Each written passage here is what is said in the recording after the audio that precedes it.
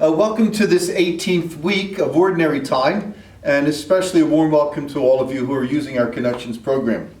This is a funny gospel that we just heard, and there's kind of two parts to it. It begins with a man asking Jesus to settle a family argument. But then it ends with Jesus telling a pretty hilarious story, and it gives you a glimpse into Jesus' sense of humor. So let's take a look at these two parts. Someone has died, and at least there are two sons. It seems they're fighting over the will. And one brother tries to get Jesus to force the other brother to give him some of the money.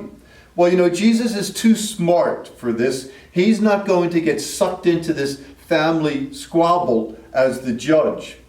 But you know what? Jesus looks deeply into the situation, and he knows that it's really not a question of justice. It's really a question of greed. And that's why he says what he does to the crowd.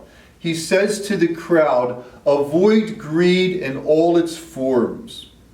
Okay? And Jesus says life is a lot more than money and possessions. Now, the second part of the gospel shows Jesus' sense of humor. There's a really, very, very wealthy man. He has this huge harvest, and he's very, very selfish. Notice the number of times these words appear. I, me, and myself. They're just littered all throughout this second half of the story. The man talks to himself.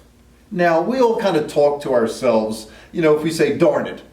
But this man has a full-blown conversation with himself. He just goes on and on and on. He's having a conversation.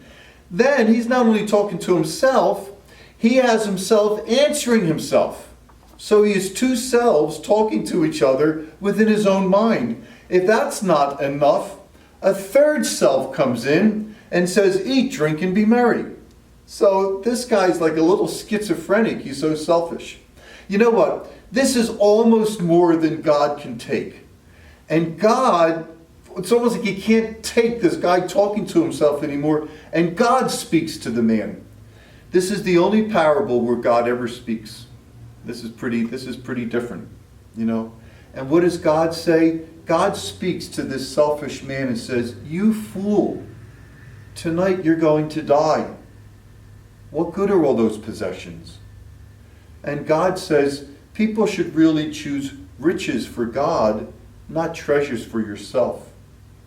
And you get the feeling that by the end of the story, when Jesus told it and probably had a lot of people laughing, there's no one laughing now. So Jesus knows the power of money and possessions. And this is very sobering. Jesus kind of sets you up with this funny story, but this is no laughing matter. So Jesus warns his disciples about money and possessions because he knows the power they can have over people. Okay, so what can we do to apply this gospel in our lives? Jesus is a very practical and a very commonsensical man. So Jesus doesn't expect his followers to give all their money away. Some people maybe were called to do that, but they're the exceptions, like St. Francis of Assisi. But Jesus does know human nature very well, and Jesus knows that money and possessions have a lot of power over us. So I think that's what Jesus is trying to get to today. In some passages in the scriptures, money and possessions seem to be morally neutral. They're not good or bad. It's what you do with them that makes them good or bad. That's not the feeling you get in this story this week. Here, money and possessions are not morally neutral. They seem to be morally evil or morally bad. So I think the gospel is challenging us to do something regarding our money and our possessions. And this is what I'm going to suggest that we do. Let's not hoard money and possessions like that man was doing. Instead, let's give them away. So practically, do not hoard your money or possessions. This week, actually divest yourself of some of them. So, hoarding, that word is kind of an ugly word. And there's TV shows out nowadays on hoarding. And hoarding implies an attitude or a mentality or a disposition. Okay. We need to foster an attitude of generosity and sharing in order to balance out this sinful attitude of hoarding that we sometimes have.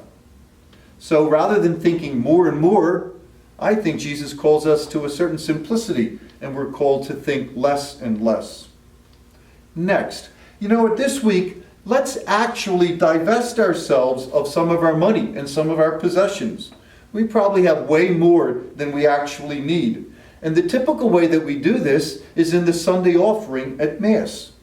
A good steward of God's treasures is called to give away at least 10% of that. Some people who are making a lot of money can actually divest themselves more than 10%. But 10% is kind of the biblical standard. So this week, let's take a hard look at the way we approach money and possessions. Let's never hoard them, and instead give them away and divest.